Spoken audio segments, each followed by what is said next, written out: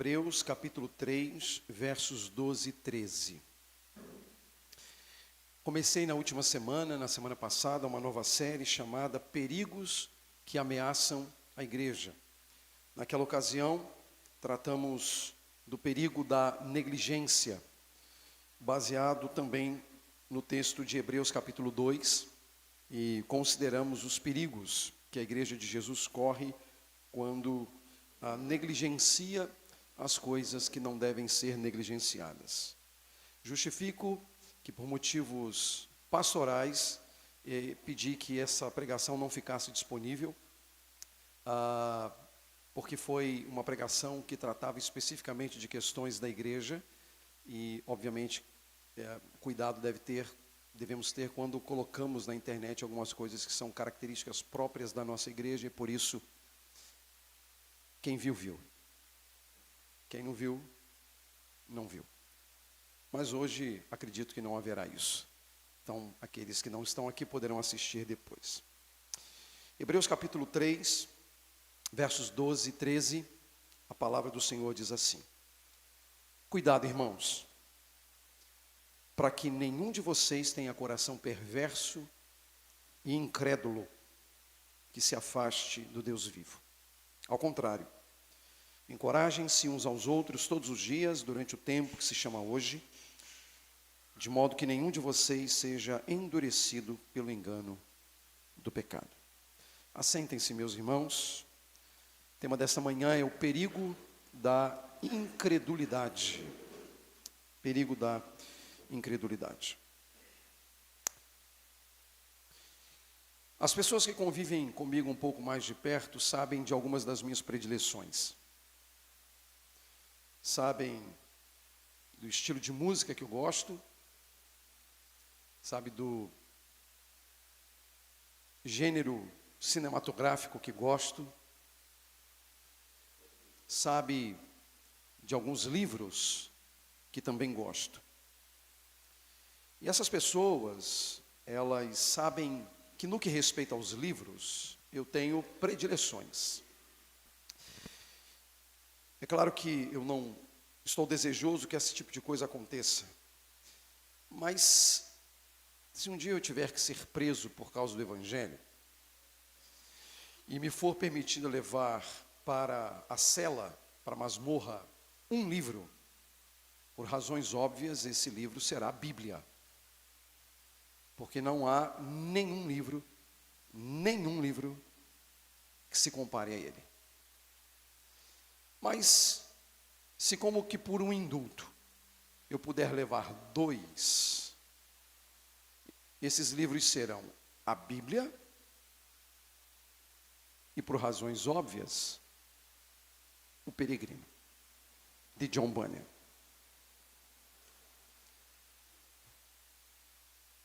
Qualquer pessoa que tem na sua biblioteca uma cópia da Bíblia e uma cópia do Peregrino não precisa de absolutamente mais nada. E eu falo como professor de teologia, há 30 anos. Não precisa de mais nada. Não precisa de nenhuma outra obra.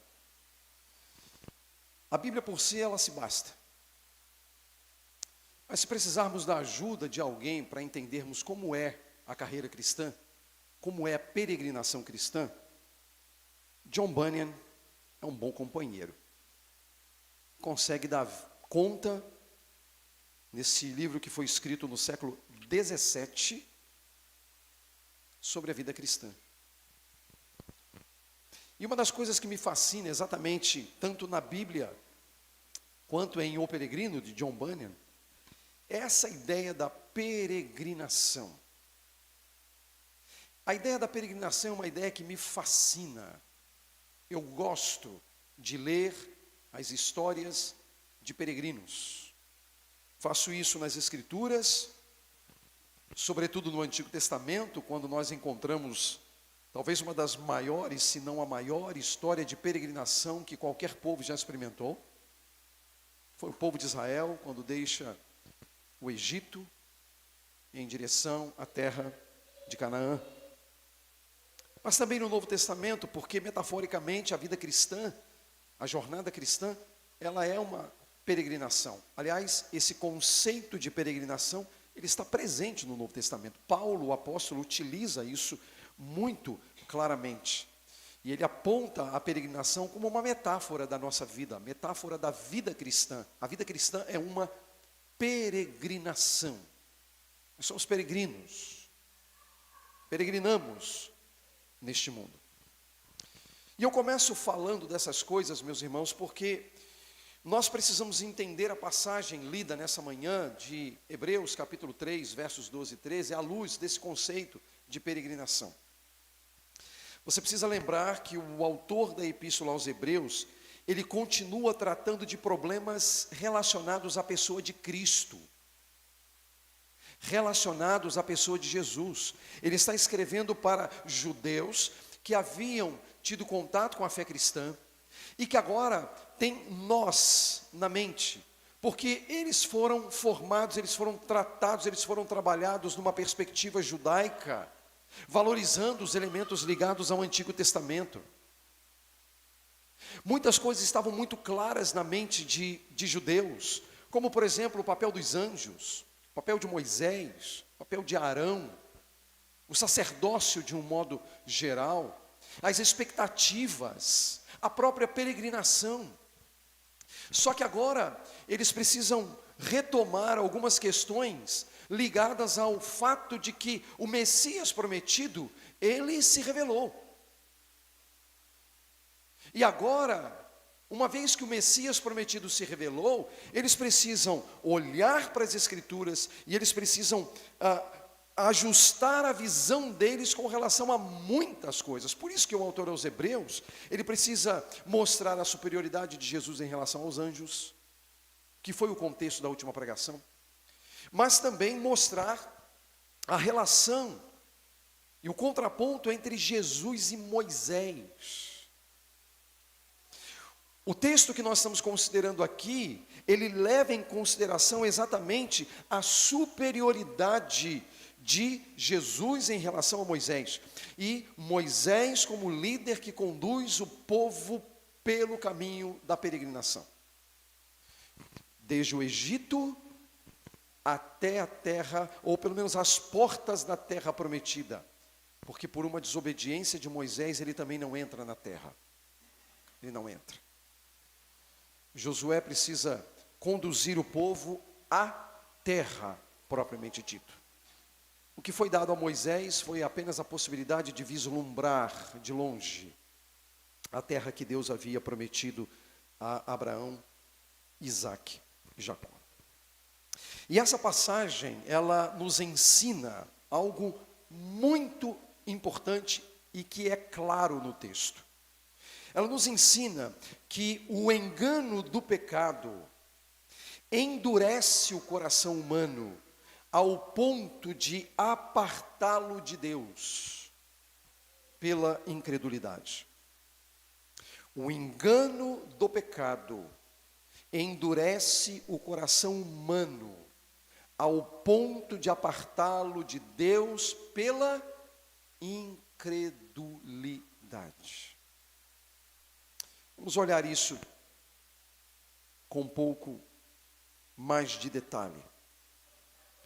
O versículo 13, ele mostra claramente que o engano do pecado endurece o coração humano. A palavra do autor, que é uma palavra inclusive de encorajamento à igreja, diz, ao contrário, encorajem-se uns aos outros todos os dias, durante o tempo que se chama hoje. Agora observem, de modo que nenhum de vocês seja endurecido pelo engano do pecado. Ser endurecido pelo engano do pecado é uma possibilidade que está diante de cada um de nós. O pecado, ele pode mover a nossa mente e o nosso coração, inclinando-os àquilo que é contrário a todo procedimento, a todo pensamento, a toda vida que honre a Deus. O pecado, ele é enganoso. Meus irmãos, o pecado nunca cumpre o que ele promete.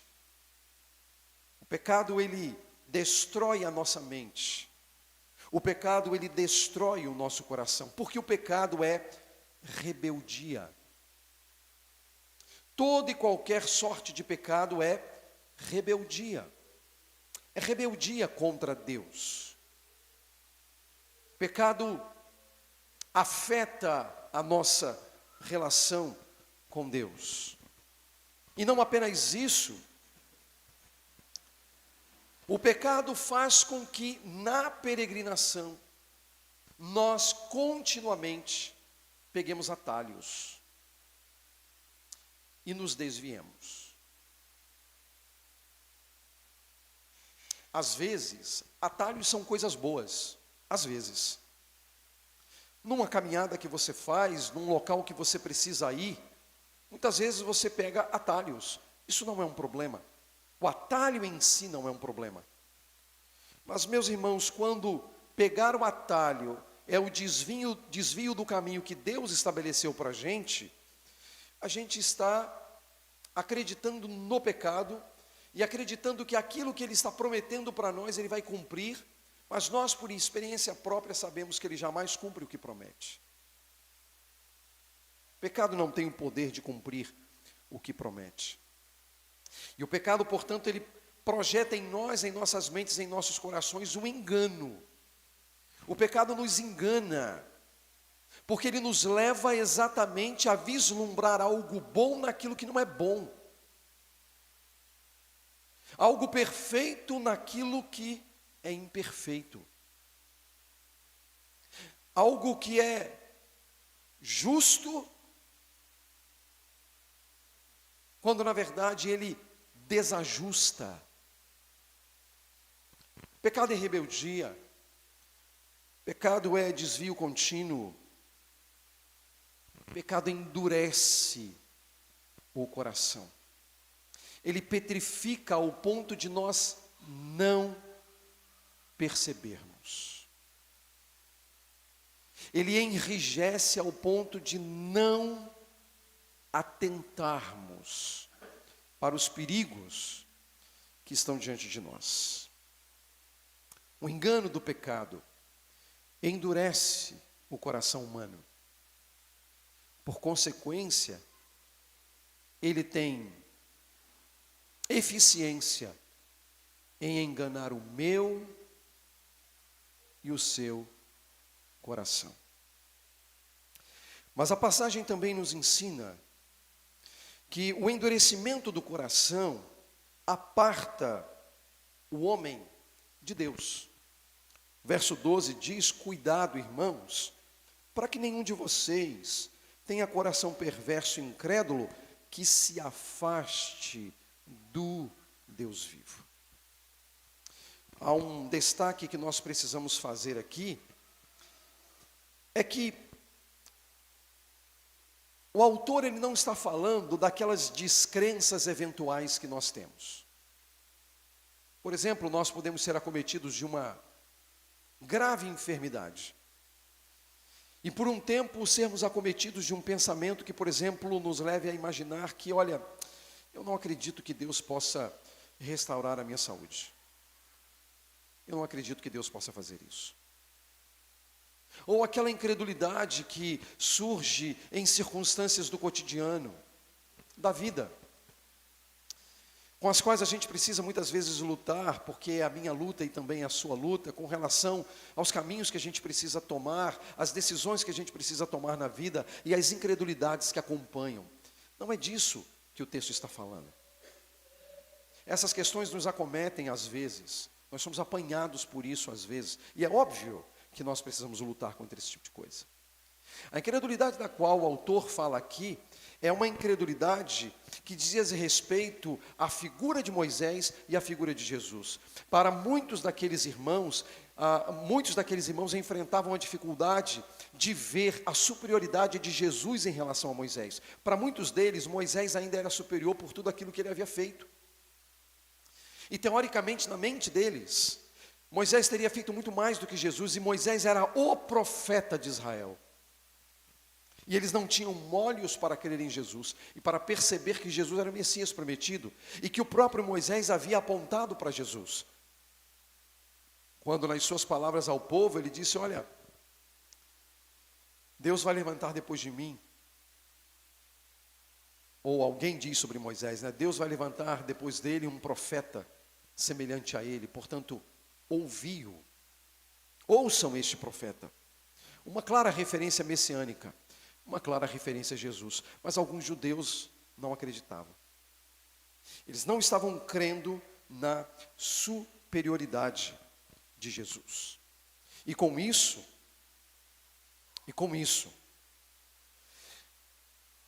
ainda que talvez não intencionalmente para aqueles judeus, Deus era colocado no banco dos réus.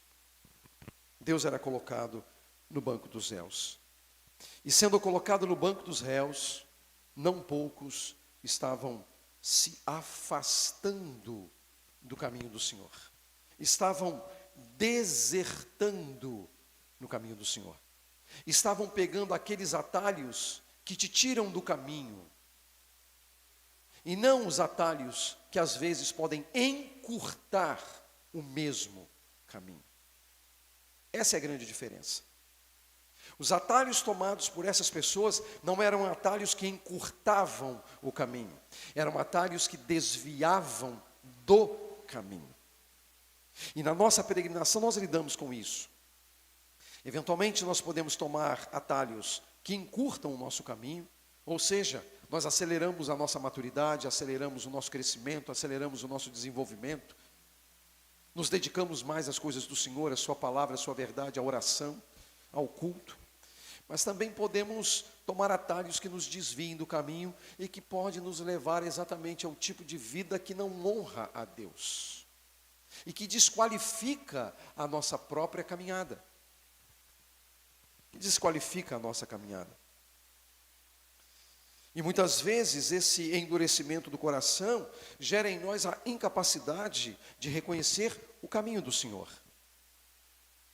O caminho para o qual nós somos chamados a trilhar. O caminho para o qual nós somos chamados a observar. Sabendo de onde viemos e para onde nós estamos indo. Qual é o nosso alvo? Qual é o nosso objetivo? E que, irmãos, nada tem a ver com o aqui, nada tem a ver com o agora. Nada tem a ver com os seus interesses pessoais desvirtuados de Jesus. Nada tem a ver. Os caminhos do Senhor são caminhos que nos aproximam dEle, que nos levam para junto dEle, que nos faz amá-lo, que nos faz servi-lo, que nos faz andar em novidade de vida. O endurecimento do coração humano afasta o homem de Deus. Mas a gente precisa também considerar que esse afastamento de Deus tem uma mãe. Esse afastamento de Deus tem uma mãe. O afastamento de Deus é filho da incredulidade. Observe o texto, verso 12. Cuidado, irmãos, para que nenhum de vocês tenha coração perverso e incrédulo que se afaste do Deus vivo. Essa incredulidade, como eu mencionei há instantes atrás, diz respeito à pessoa de Jesus. O crer em Jesus. Mas você muito bem pode dizer, pastor, eu acho que essa possibilidade de crer em Jesus, ou essa possibilidade de não crer em Jesus, ela está fora de cogitação, porque veja, nós somos crentes, nós somos cristãos,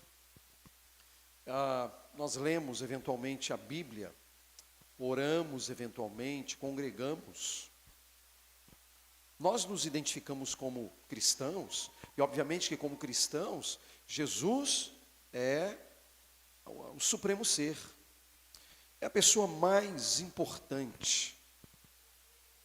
E aí a pergunta que eu preciso lhe fazer, e que faço não a você, mas também a mim, é: Que Jesus? Qual Jesus?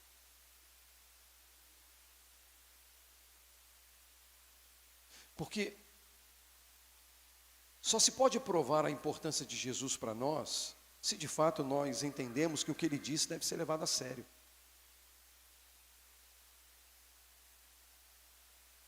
Nós só podemos provar que Jesus é importante para nós, se a maneira como ele viveu é a maneira como eu devo também viver.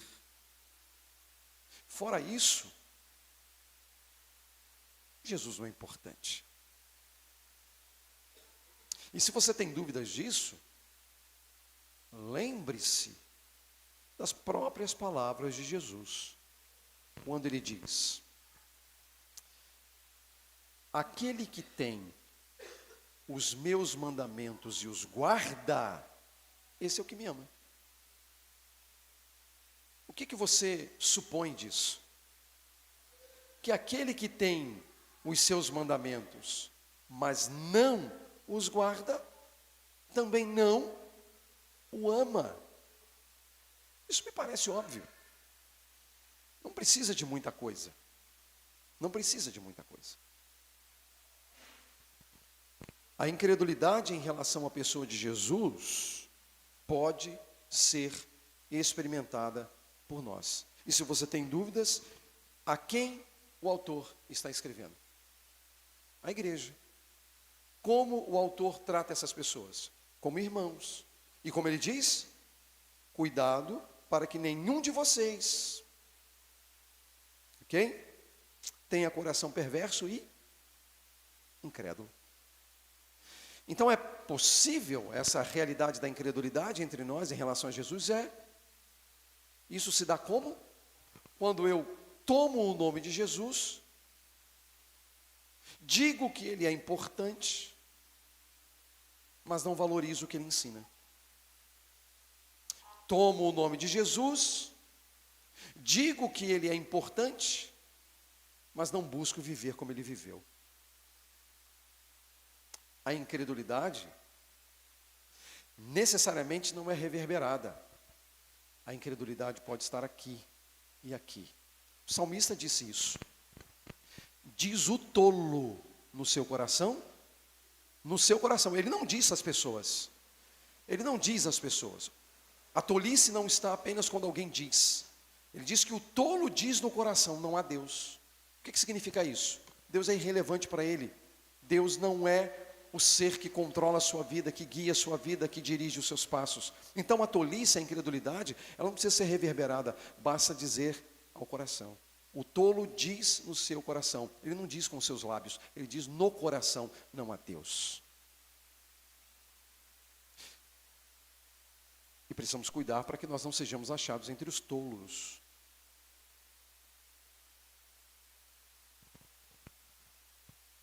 Consequentemente, há aqui uma sentença sobre incrédulos. Há uma sentença sobre incrédulos. A sentença do juízo do Senhor. Por que digo isso? Porque todas as vezes, absolutamente todas as vezes, que a expressão vivo, que o adjetivo vivo, está colado ao nome de Deus, é juízo. Se você pegar na Bíblia, uma boa concordância bíblica, e buscar na Bíblia todas as ocorrências da expressão Deus vivo ou Deus vivente, todas, e você ler cada um dos contextos, você vai perceber que em todos os contextos o ambiente é de juízo. Juízo. O que diz o verso 12? Para que nenhum de vocês tenha coração perverso e incrédulo, que se afaste do Deus vivo. Deus vivo. Há uma sentença sobre os incrédulos. Uma sentença sobre os incrédulos que não têm medo de demonstrar a sua incredulidade, mas também uma sentença sobre os incrédulos travestidos de credulidade. E para isso nós precisamos da graça de Deus. Precisamos da bondade do Senhor. Eu tenho aqui duas aplicações para fazer às nossas vidas. Primeiro, apontar para o cuidado que deve ser tomado por todos nós enquanto estamos no caminho. O cuidado que deve ser tomado por todos nós enquanto estamos no caminho é a atenção que nós devemos dar a nós mesmos. Cuidado, irmãos. Cuidado, irmãos. Prestem atenção. Observem os sinais. É isso que a expressão cuidado quer dizer. Observe os sinais. E isso é muito interessante porque essa linguagem, ela é uma linguagem que se enquadra perfeitamente em toda a jornada, em toda a peregrinação. Você precisa saber de onde vem e precisa saber onde deve ir. Mas para você chegar onde você deve chegar, você precisa observar os sinais. Há sinais. Há sinais que nós precisamos observar. Portanto, cuidado deve ser tomado por todos nós enquanto estamos no caminho. Observem os sinais, meus irmãos. Observem os sinais. Aqueles detalhes que demonstram alguma coisa. Por exemplo, sinais como a ausência de desejo de ler as Escrituras, sinais como a ausência de desejo de orar, sinais como a ausência de desejo de congregar, sinais como a ausência de desejo de servir, sinais como, por exemplo, se preocupar demais consigo mesmo, sinais fazer da sua agenda própria a revelia de Deus, a agenda da sua vida. São todos sinais. São sinais, eles estão diante de nós. Deus está advertindo, Deus está ensinando, Deus está dizendo, é por aqui, não é por ali. Deus está dando sinais, portanto, observe os sinais. Os sinais, meus irmãos. E quando nós deixamos de observar os sinais, meus irmãos, é duro, é difícil. Porque quando nós deixamos de observar os sinais, é porque nós temos um coração inclinado para a incredulidade. E se temos um coração inclinado para a incredulidade, esse coração vai ser enrijecido. Nós vamos nos tornar duros de coração. E aí vamos fazer toda a sorte de coisas que são contrárias à vontade de Deus. Tudo por quê? Porque não observamos os sinais. Deus está dizendo, Deus está ensinando, Deus está falando na sua palavra, Ele está dando os sinais, a gente simplesmente ignora os sinais que são dados por Deus a nós. Portanto, meus irmãos, cuidado, cuidado, muito cuidado, não dá para brincar nessa vereda de peregrinação, não dá. Observe os sinais. Mas há uma segunda aplicação. Essa aplicação está no verso 13. Ele diz cuidado, mas ele também diz encorajem-se uns aos outros. Encorajamento deve ser praticado por todos nós em relação aos nossos companheiros de jornada. Repito, encorajamento deve ser praticado por todos nós em relação aos companheiros de jornada. Meus irmãos, se o cuidado que devemos tomar enquanto estamos no caminho recai sobre a preocupação em nós mesmos, esse segundo, que é o encorajamento, recai no outro. O encorajamento deve ser praticado por todos nós em relação ao outro, em relação aos companheiros de jornada. Portanto, a atenção está sobre os outros. A fé cristã não é uma fé em si mesmada. A fé cristã é uma fé coletiva. Nós somos tão orgulhosos, nós somos tão prepotentes que nós achamos que nós somos o centro do universo na nossa relação com Deus. Basta ver a maneira como nós oramos. Basta ver quais são os temas que nós levamos a Deus em oração.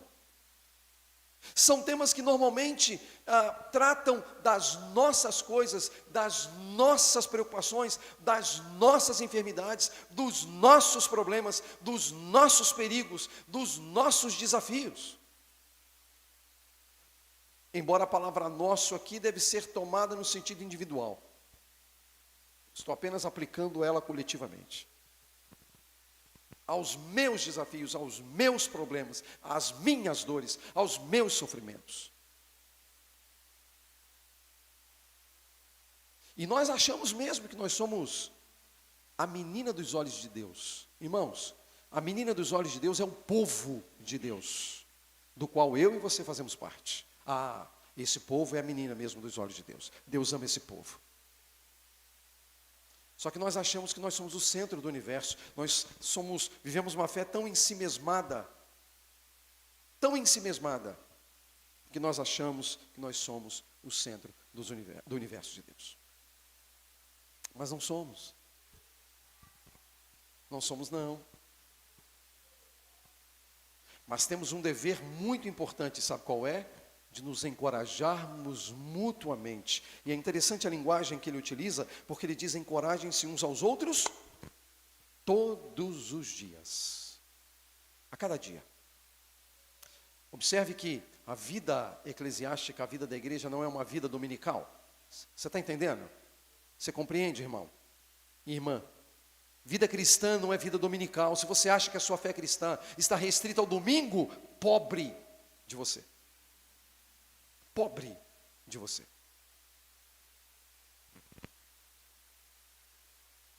Se você acha que é bater o ponto, bater o cartão, congregando, pobre de você. Pobre de mim. Pobre de nós. A vida cristã ela é coletiva, ela é vivida na coletividade. Por isso ele diz: encorajem-se uns aos outros todos os dias. Todos os dias. Todos os dias.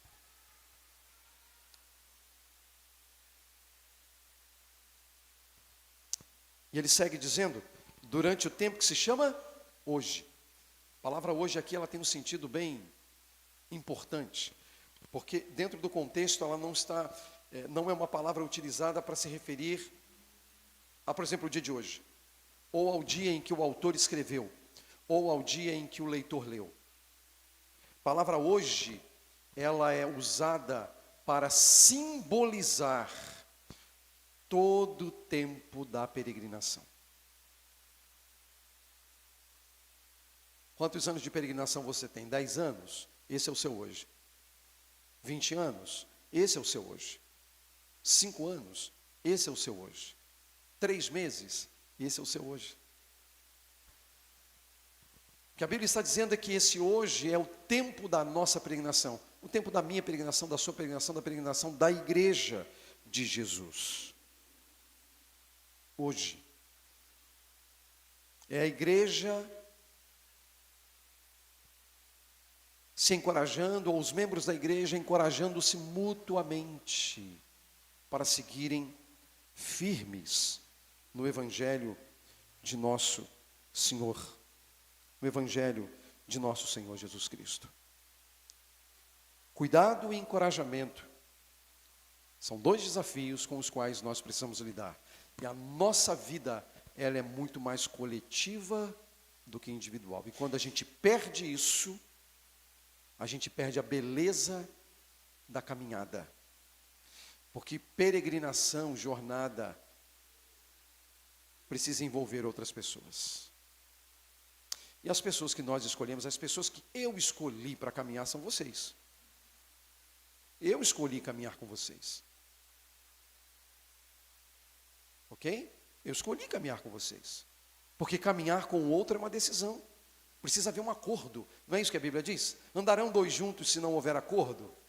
Se 2 não dá para andar juntos se não tiver acordo, imagina 100. Né? Então, é um desejo do meu coração caminhar com vocês, como eu espero seja um desejo do coração de vocês caminharem uns com os outros. E não tem novidade nenhuma nisso. Isso é bênção que Deus nos dá. É uma bênção que Deus nos dá.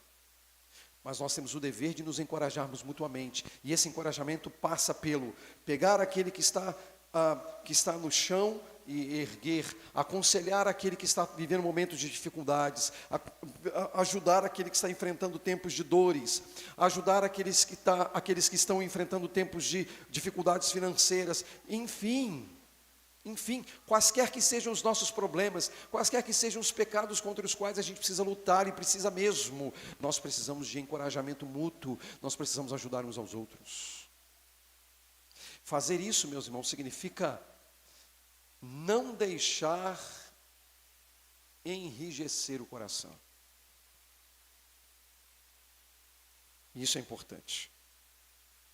É um exercício com o qual nós precisamos lidar continuamente.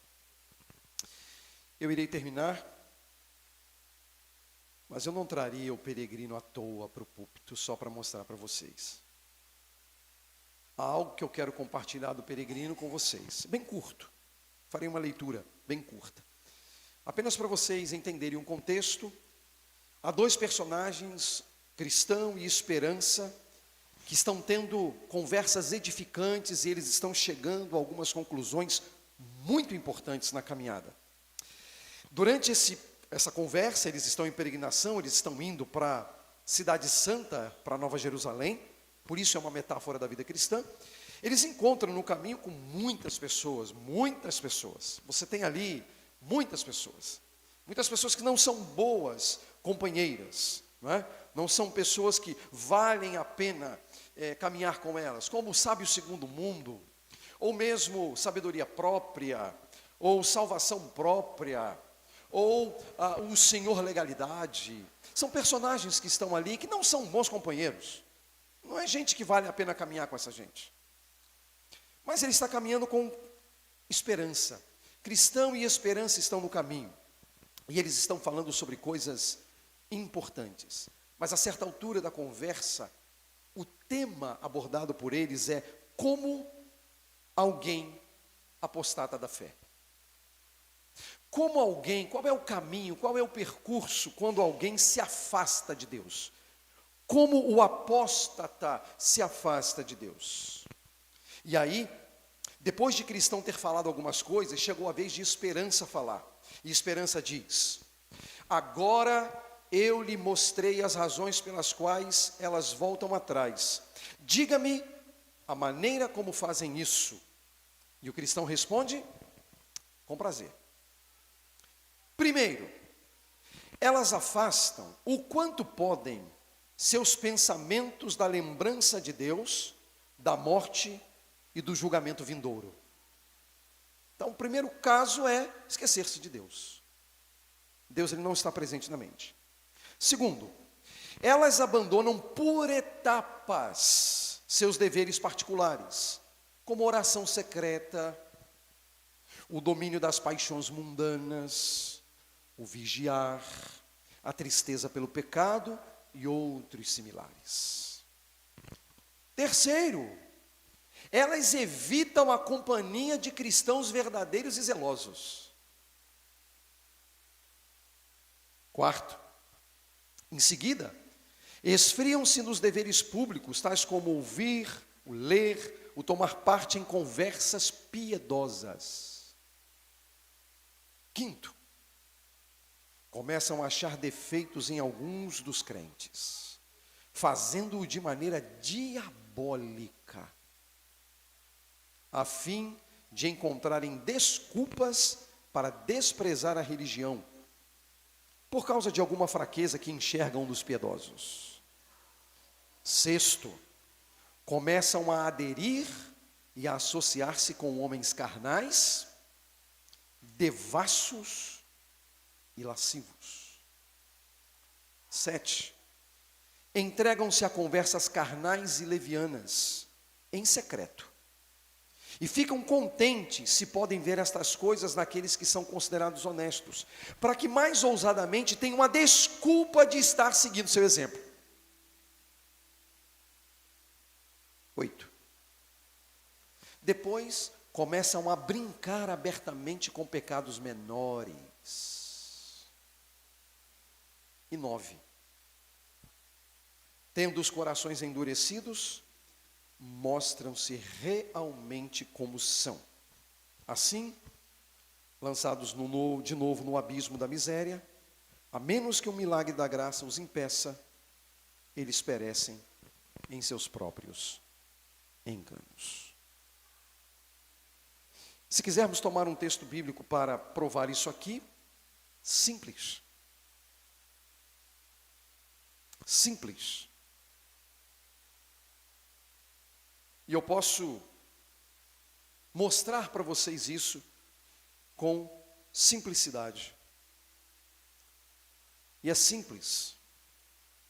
Bem-aventurado o homem que não anda segundo o conselho dos ímpios, não se detém no caminho dos pecadores, nem se assenta na roda dos escarnecedores. Salmos 1:1 é o caminho da incredulidade. Primeiro você anda, depois você para, e depois você usa a mesma linguagem dos ímpios e profanos que não amam a Jesus. Que Deus nos livre.